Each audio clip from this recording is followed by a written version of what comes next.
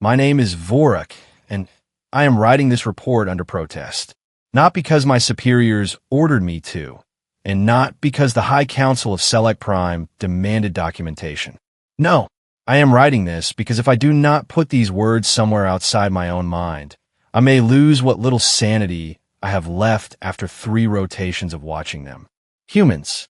Specifically, I am writing this so that whoever finds my report after I inevitably resign from the Observation Corps will understand, with complete clarity, that I warned everyone. I said it. I submitted the paperwork. Nobody listened. Nobody ever listens until the thing they ignored is sitting on their chest, smiling. Let me start from the beginning. The Veil arrived at the outer edge of the Orion cluster approximately 42 stellar cycles ago. You know what the Veil is. Every civilization that has ever developed spaceflight knows what the Veil is. In simple terms, it is the end. It is not a creature. It is not a weapon. It is a condition like death itself. It moves through star systems the way a tide moves through sand, leaving silence behind. The Red Hani? Gone. 40,000 years of culture, philosophy, architecture, and music gone in 11 days. The Solhari Collective? They had 17 defense stations, 3 billion soldiers, and what their historians call the most advanced military apparatus in the known universe. The Veil consumed them in 6. The Pluck? Honestly, nobody liked the Pluck, but still gone.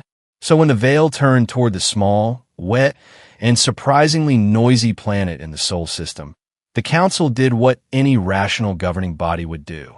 They recorded the projected extinction date of Earth, sent a brief notice to the nearest relay station, and moved on. I was assigned to observe and document the final days of the human species. A formality, they said. A standard procedure, they said. It will take no more than 1 rotation, my supervisor Keth told me, waving a dismissive limb. Probably less.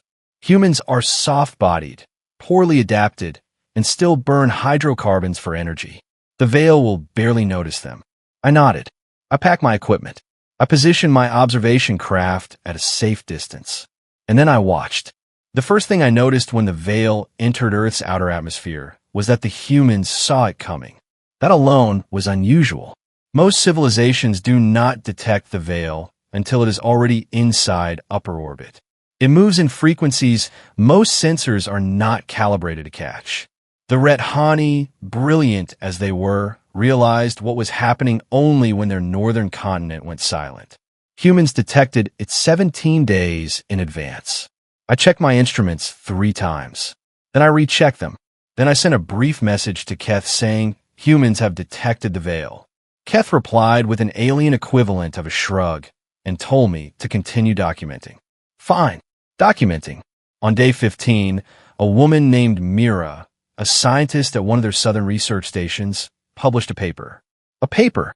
The Veil was 2 days from full atmospheric contact, and this human sat down and wrote a 17-page academic analysis of the Veil's leading-edge frequency signature. She cited 14 previous studies. She used footnotes. Footnotes. On day 14, a young man named Teo, who worked at what humans call a government facility in Norway, stood before a room full of uniformed humans and said calmly, "All right, we cannot outrun it.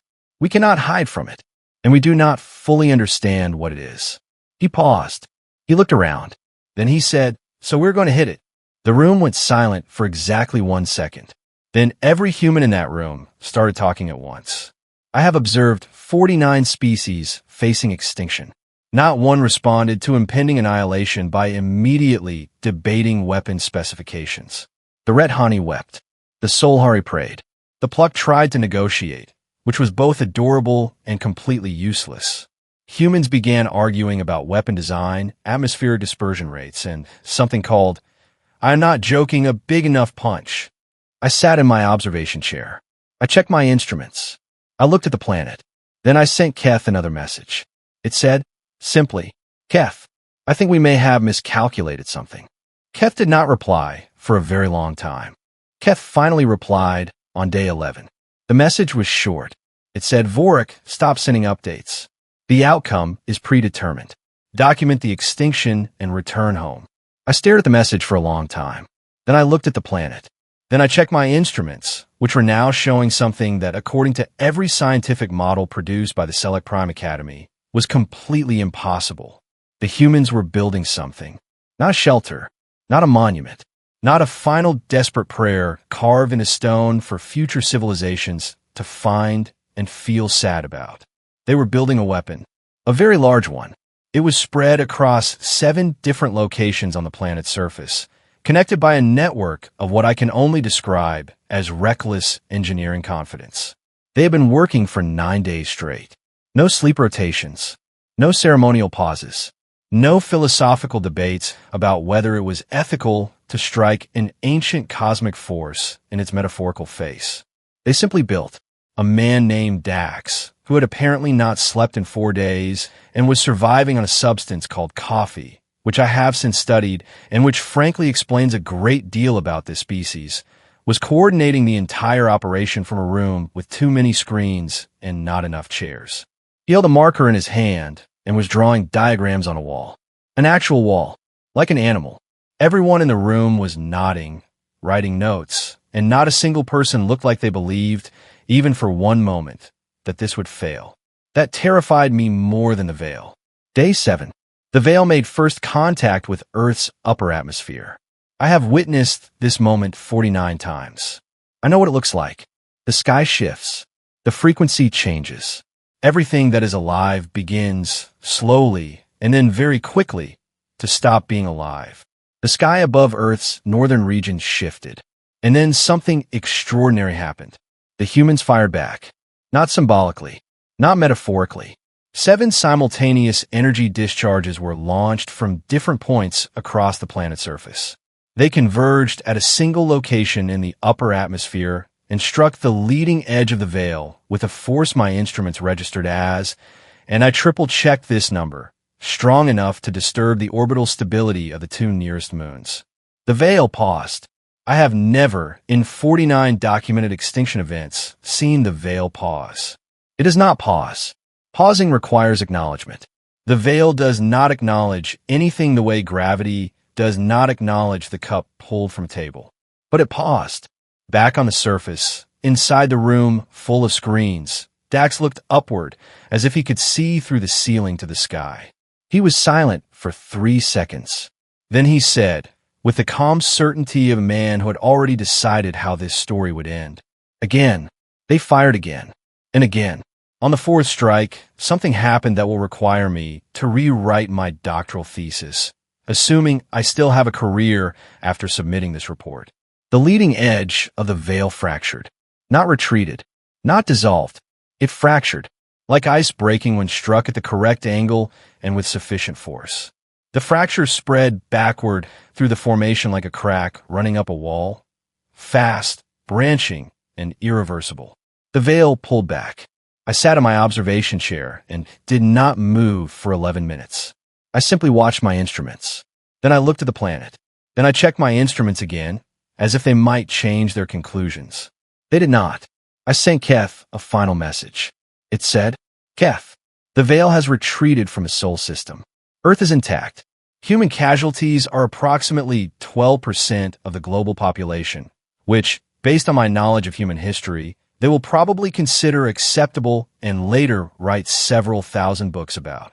I paused, then added, "Keth, I recommend we classify humanity as a Category 9 civilization and immediately update all veil response protocols." Another pause. "Also, I think we should send them a polite message. A very polite message." Keth replied within 1 minute. That was unusual. Keth never replied quickly. The message said, "What did they use?" I reviewed the sensor data once more. I checked the calculations. I thought about Mira and her footnotes. I thought about Teo and his irrational confidence. I thought about Dax, running on coffee and stubborn refusal to accept a narrative where his species did not survive. I wrote back, "Keth, they used mathematics, sleep deprivation, and what they call spite." There was a long silence. Then Keth sent another message. "Fulak, yes. Return home and bring the report. All of it." I looked at Earth one last time. The lights on the night side were coming back on, city by city, small bright dots scattered across the dark surface like sparks refusing to die. They were already rebuilding, already moving, already arguing, I suspect, about what to name the weapon, who should receive credit for the mathematics, and whether Dax deserved a statue or just a very long nap. I started my engines. For the record, and I want this in official documentation, I was never afraid of the veil. I am, however, and will remain, deeply and permanently afraid of humans. Not because they are cruel, not because they are reckless, but because when humans look at the end of everything, their first instinct is not. How do we survive this? It is, how do we make this regret coming here? The dark did not consume humanity. Humanity gave the dark a reason to remember that it could be hurt, and that, in my professional opinion as a senior observer of the Select Prime Extinction Core, is the most dangerous thing in the known universe. The dark did not come to destroy humanity. It came to learn why even the end is afraid of humans.